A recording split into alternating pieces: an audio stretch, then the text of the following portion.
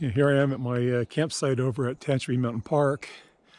Yeah, I'm actually taking just camping for the night. I haven't camped in a long time. In fact, the last time I camped, I was back when I was a teenager, and it was out here in Tehachapi, actually, over at Bear Valley Springs. The campground over there, and at the time I drove a little Ford Courier, and I was sleeping in the back of that.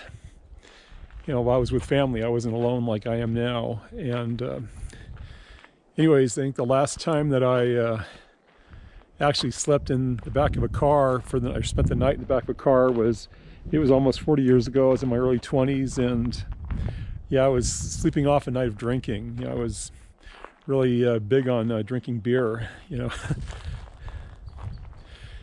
that was my thing. I don't do that anymore. I seldom ever I drink. I think the only time I really have a drink, really, it's when I'm enjoying a couple pieces of pizza.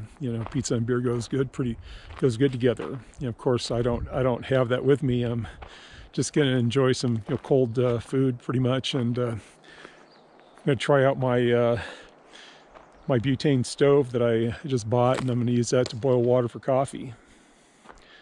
So